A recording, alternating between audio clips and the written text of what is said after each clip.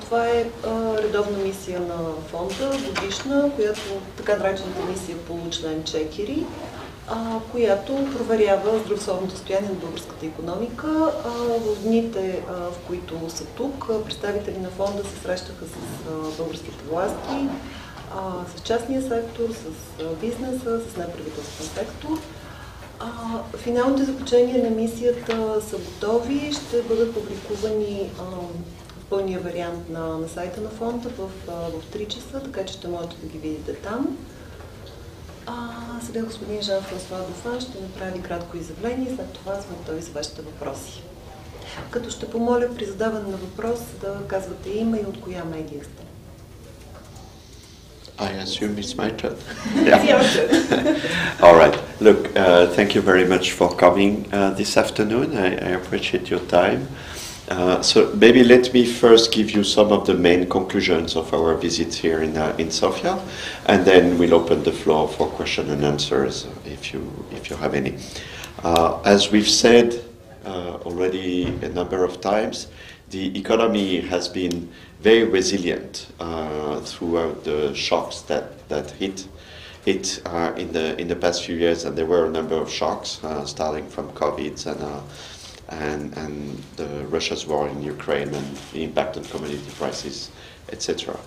So a lot of resilience, and what we're seeing now as we look ahead is we expect growth to rebound. So as you know, growth was 1.8% in 2023. We see it around 2.7% in 2024. And we see inflation still coming down,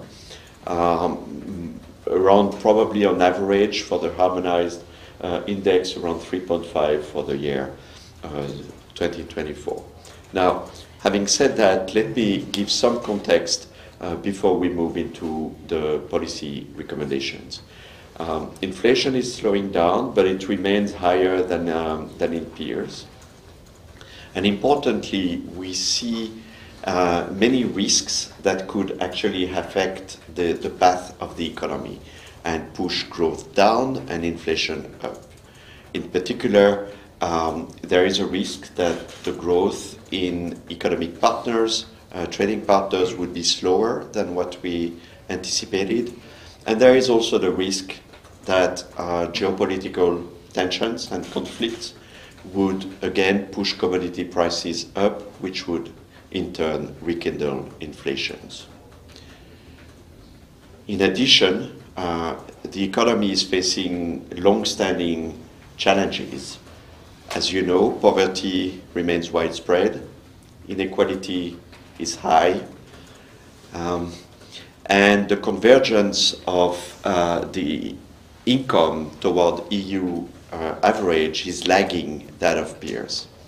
And this is happening in the context where the potential growth is constrained by relatively low investments, low productivity, and a shrinking populations. So that's the context. Now, what should policies do in that context? Well, let's first talk about fiscal policy. Fiscal policy has a very difficult job to do at the moment because it needs to be conducted in a way that does not stop the rebound in growth that we're seeing, but at the same time does not run against the disinflation that is happening, and at the same time help address the long-standing challenges. So it's a very difficult trade-off to navigate. Our assessment is that the 2024 budget, if implemented as was adopted, is expansionary, which means that it would add to inflationary pressures. Our recommendation instead would be to implement a neutral fiscal stance, so a fiscal policy that would neither add nor withdraw to demand, so that it's neutral on inflation. So what does that mean concretely? That means that our recommendation would be to target a deficit that would be 1% of GDP smaller than what is targeted in the current budget. Of course, the question is how to achieve that. So, in our view, the budget appropriately seeks to increase social spending and investment, and that is needed because that's the foundation for future growth. What the budget is lacking are reforms that would help increase revenue permanently, so sustain the increase in spending that we are implementing on the other hand. So concretely, how to do that? Well, let me start with how not to do that, and we would really urge that if we implement the saving that we are, the lower deficit that we're recommending, that does not come at the expense of investment, because investment is the foundation for future growth. Instead, we would recommend to target subsidies better and to look at the revenue side of the budget. So let me now explain a little bit more what I mean by the revenue sides and what actually are more broadly the fiscal reforms that we think would help Bulgaria at this juncture. The first one is raising spending efficiency. It's an issue that we have talked about in the past already, but we do see that there's a lot of scope to increase the efficiency of public investment through strengthened governance of public investment, including greater transparency and improved public procurement practices. And we also see that there are large potential to increase the efficiency of spending in health, education, and social protections. If we do all of that, if we manage to increase the efficiency of spending, that would free resources to actually increase investments in human capital and infrastructure. So that's the first priority reform. The second one is the pension system. So the pension system is in a situation that, at first glance may look paradoxical, in the sense that pensions are very low in Bulgaria and old age poverty is widespread. But at the same time, the pension system generates huge deficits. About 5% of GDP annually are required from the central budget to plug the hole in the pension system. So low pension on one hand and deficits on the other hand. And that, of course, means that there is an issue with the revenue that are collected for the pension system. So here, our recommendation would be to eliminate the cap on the minimum insurable income and probably also increase the contribution rates, and at the same time making sure that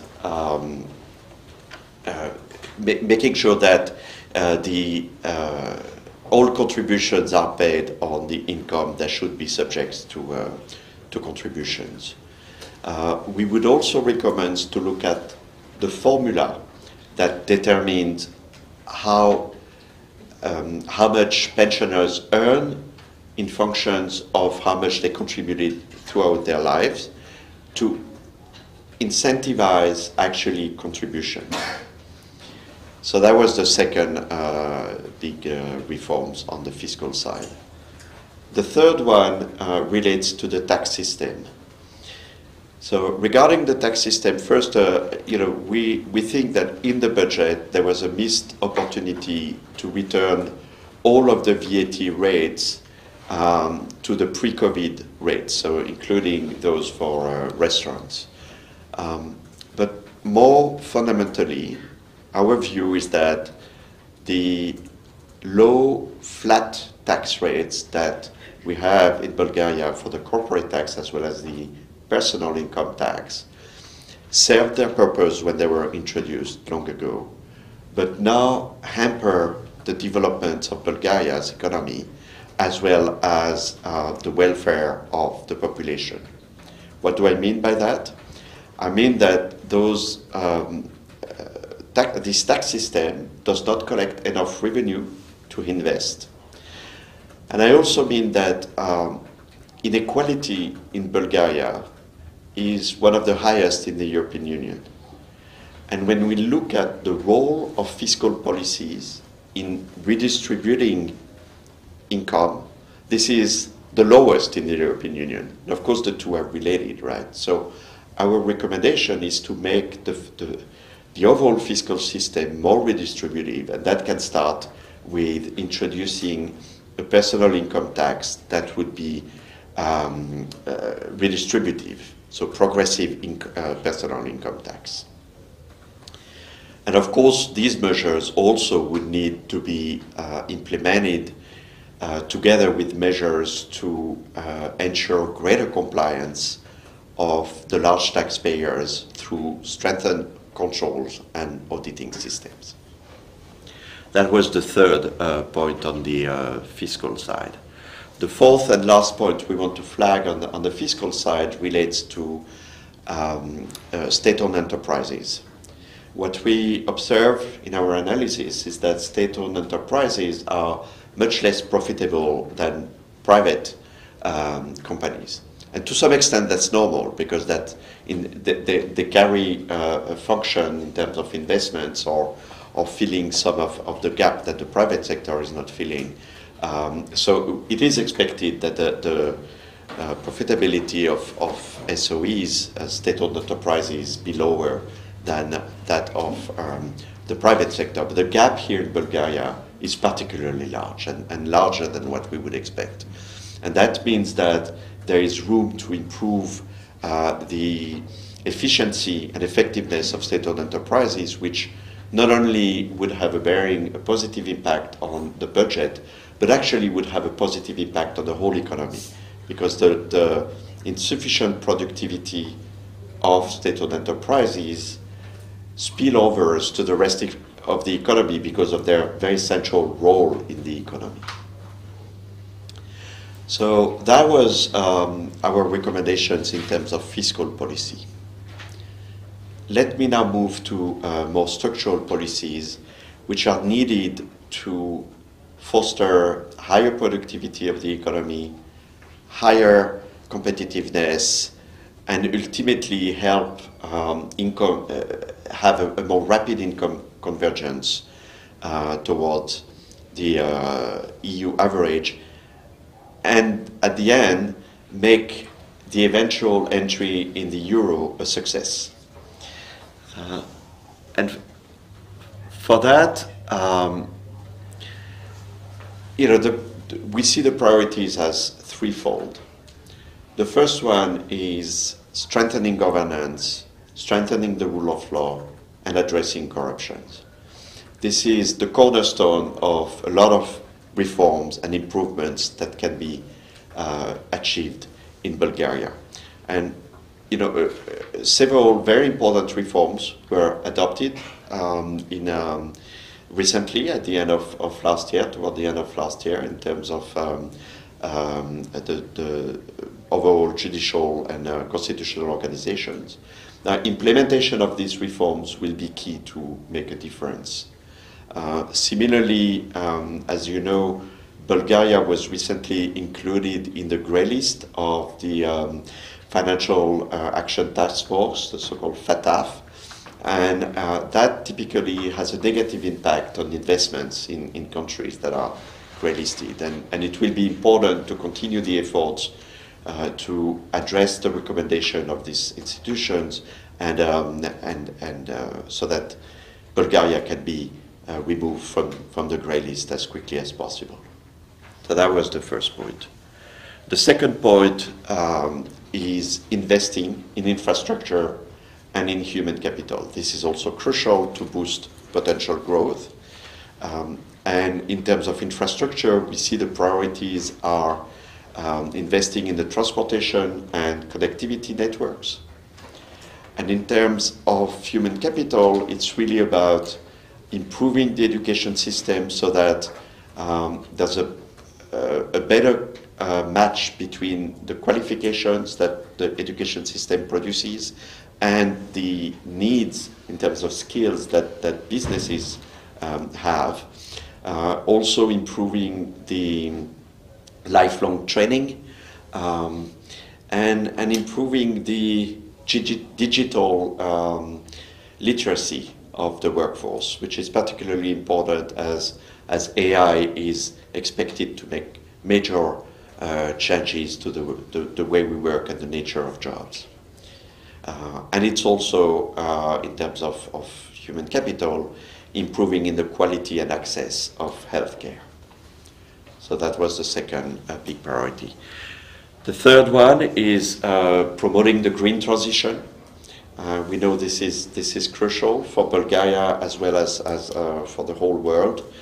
This is not a Bulgaria-specific issue, but in Bulgaria, Bulgaria suffers from the highest greenhouse gas emissions per unit of value-added produced in the EU. So there's a lot of efforts to be made here in Bulgaria, and we know that these are difficult issues, but they're important.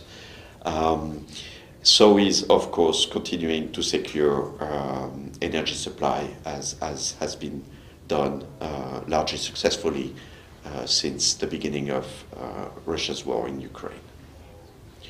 Let me finish my opening remarks by a couple of comments on the financial sector.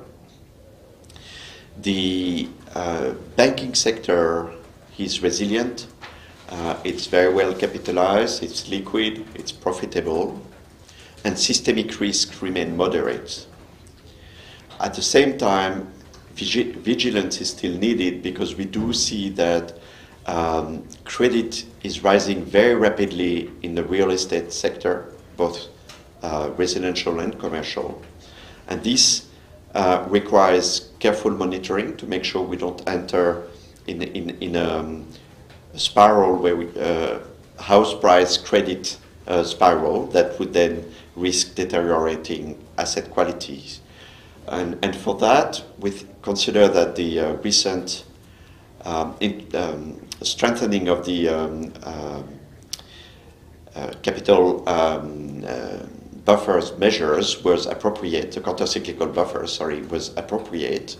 We would also recommend to introduce what we call borrower-based measures, so measures that provide guidance on how much one can lend to a household depending on their income situations, as a preventive measures to avoid in the future the risk of accumulating unhealthy credits. So let me stop here. We see a lot of potentials in the Bulgarian economy, but these potentials to be leveraged needs to be cultivated with a lot of reforms. Thank you, and I'm happy to take any questions you may have. Предлагам ви ще събираме по 2-3 въпроса и след това ще има отговор. Като ако не ви е комфортно да задавате въпросите на английски, аз ще помогна. I'm saying that if reporters would like to ask questions in Bulgarian, I would help with translating the questions into English. Maybe not everybody is comfortable. It's up to you. Yeah. Може би да започнем от тук. But I can only answer in English, I'm sorry. Yes, for the answers for sure, but I can help with questions if I would prefer. Hello, my name is Slav Okov. I work for Bloomberg. My question concerns you mentioning structural policy is needed to help more rapid income convergence toward the EU average and make the eventual entry into the euro a success. Do you see any risks for the euro entry in case there isn't rapid enough income convergence? And on the other hand, if eventually Bulgaria gets to the euro area next year, do you think that this could eliminate some of the risks that you mentioned, like the geopolitical or the risks regarding the slower growth in partner economies? Very good question. So let me clarify. When I said entering the euro success, I didn't mean whether or not it's going to enter. It's like once you're in, exactly. Entering the euro is only part of the story, of the journey, right? It's once you're in the euro area, you also want that experience to be successful. And that, based on experience in other countries, means that you need to continue reforms to increase productivity, competitiveness, and the like. So in terms of readiness to enter the euro area, I think what we see is that when Bulgaria's postponed the target dates from 24 to 25, that was because Bulgaria still had to fulfill some of the legal requirements, as well as fulfill the inflation criteria that was not met. At this stage, our understanding is that from a legal point of view, as well as from a technical point of view, Bulgaria is ready, and most of the quantitative criteria related in particular to the fiscal area are met. So it's a matter, and convergence is happening on inflation, it's a matter of time, and if policies stay the course, and in particular in fiscal policies stay the course to make sure it does not generate inflationary pressures, then 2025 is a realistic date. Does that answer your question? Partly, and also the second, I don't know if you have any opinion on the second one, whether eventual entry into the euro area next year could eliminate some of the other risks that you mentioned. Yes, it would. I mean, there's a lot of benefits to entering the euro area. Not only would it lower transaction costs and financial flow costs, it's a boost in confidence that triggers more investment. It also reduces risk related to capital flow volatilities. It provides a stronger institutional framework for the banking and financial systems. And ultimately, and that's very important, with the currency board in the past 25 years, Bulgaria has given up to a large extent the control on its own monetary policy. Because the in the currency board, the monetary policy that you implement is basically the monetary policy of the currency you're pegged to, which is, in that case, the European Central Bank. But Bulgaria does not have a seat at the table when all those decisions on monetary policies that affect its economy are made. And by entering the euro, Bulgaria would actually have a seat at the table and be part of the decisions on monetary policy that affects its economy. So from all those aspects, there would be a lot of gains in entering the euro area. Any other questions? Please. From Capitality. Sorry, my question will be in Bulgaria. It's okay. Because I'm more comfortable. Споменахте, че всъщност една от препоръките е бюджет 2024, дефицита да бъде намален с 1%, но всички тези препоръки, свързани с понижаване на дефицита, всъщност изискват една много по-дълга реформа. Тоест това може да се случи в рамките на тази година. Или по-скоро говорим за няколко години поредни. Най-малкото и промяната в данъчната система едва ли може да се случи в рамките на тази година. Благодаря. You mentioned that one of your recommendations for budget 2024 is to lower the deficit by 1%. But the reforms that you mentioned in order for this to happen look more stretched into the time, including tax policy reform. If it is implemented now, it will have effects longer in the time, not in 2024. So it's a good question, and some of the reforms we mentioned could be implemented without delays, including reviewing the VAT tax rates for restaurants, for instance, including targeting subsidies better, including looking at the maximum insurable income for social contributions to reduce then the transfers that needs to be done to the pension system. And even on the personal income tax, some could look at it now. I know that this is not the thinking right now, but this could be done. So there are ways to actually make the deficit lower than targeted. I mean, we're only in March. We still have 9 months ahead. But I also agree with you that it's even more important to implement the long-term reforms. And should they take more time, then so be it. But let's look at those reforms that are really important for the long term. Thank you. Yes? You pointed out the reasons for the IMF to recommend the return to the progressive tax system here in Bulgaria. And To the what? Sorry, I couldn't hear. you pointed out the reasons for the IMF to recommend the return of progressive tax system in Bulgaria. A political leader here in Bulgaria recently linked the IMF recommendations to the ability of Bulgaria to receive outside financing. Is there an actual relationship between them? No. Shortly.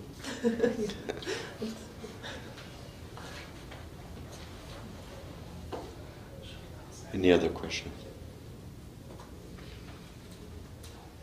Yes? Can you explain us shortly why you recommend to put out the progressive, to hold on a progressive taxation instead of 10% of the income like it is right now? Why? For two reasons. One, actually there would be two measures in one. One is to raise the taxation rate, average, and the other one is make it progressive. Why? Because today in Bulgaria, the tax rates on the actual income is actually higher for the poor than the rich, put it simply. Why? Because we know that there is much more tax evasions on the upper end of the income range, and we know that Bulgaria is is actually the country where the inequality in Europe is the highest, right? So you have extreme poverty, and you have at the same time wealth and income that are not taxed or very little taxed. So our suggestions would help actually redistribute some of this revenue to make the economy fair, and then a fair economy is also about productive economies, and there's a lot of studies that show that. So it's not only a social justice objective, it's also an economic objective. Does that answer your question? Yes, thanks. Yeah. Thank you. Светелина Соколова, Media Pool.bg. Why do you think the government is so stubborn to not want any tax reform concerning the income tax and to overcome these problems with inequality? I guess that's a question for the government. Okay. But I do suggestion? look. I do appreciate that the flat texts, when they were introduced, helped. They played a role, right? And there are concerns that that moving away from the flat tax may actually lead to lower compliance. Empirically, there is no evidence in the literature worldwide that this is the case, but I know it is a concern.